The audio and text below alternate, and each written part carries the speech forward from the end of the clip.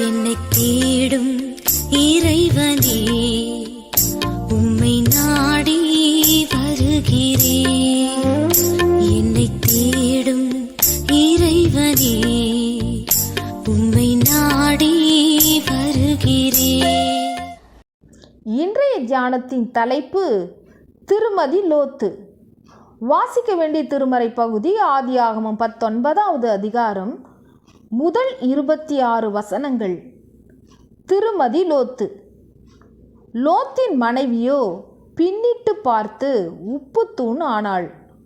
ஆதியாகமம் 19வது அதிகாரம் 26வது வசனம். பெண்கள் நகை, பட்டு அலங்காரம் இவற்றின் மீது அதிக இச்சை கொண்டவர்கள் என்ற அடிப்படையில் அநேக நகைச்சுவை துணுக்குகள் வருவதுண்டு. இப்பொழுது வாட்ஸ்அப்பிலும் மீம்ஸாக வந்து சிரிக்க வைக்கின்றன.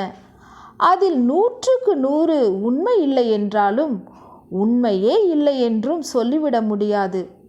ஆனாலும் நல்ல பெண்களின் மனங்களில் அவற்றை பார்த்தவுடன் வலி தோன்றுகிறது என்பது உண்மை. உயிர் பிழைப்பதற்காக 4 பேர் சோதோமை விட்டு ஓடிப்போகிறார்கள். 2 வாலிப பெண்கள் கூட இச்சை தவிர்த்து அச்சத்தோடு கட்டளைகளுக்கு கீழ்ப்படுகிறார்கள்.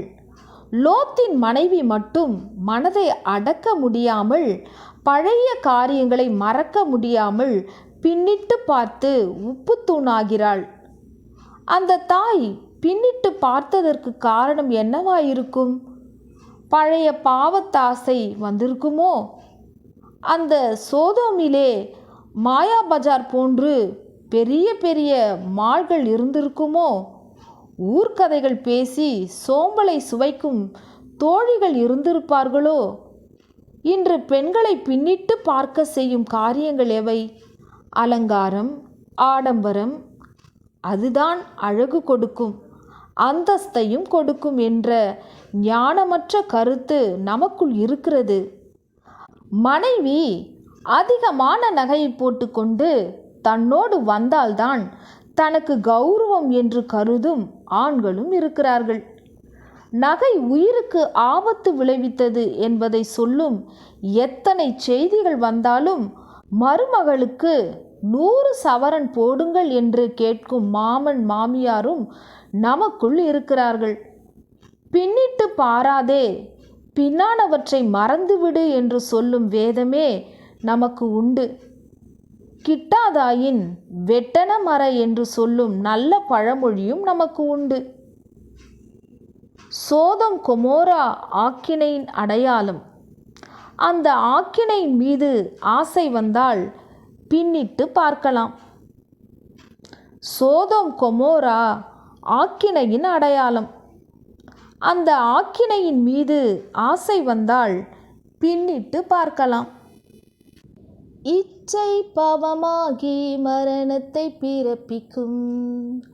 மீட்கப்பட்ட பாவிலோத்தின் மனைவி போலாகிடாதே நீயும். பணம் பதவி உலக கவலை, பணம் பதவி உலக கவலை, தேவனை விட்டு பிரிக்காமல் பார்த்துக்கொள், நீ உனக்கு சொந்தமல்லவே. மீட்கப்பட்ட பாவி நீ உனக்கு சொந்தமல்லவே. ஜெபம். பரிசுத்தமுள்ள பிதாவே, என் இச்சைகளை அடக்கவும் பரிசுத்தமானவற்றையே நாடவும் நற்புத்தியை தாரும். ஆமேன்.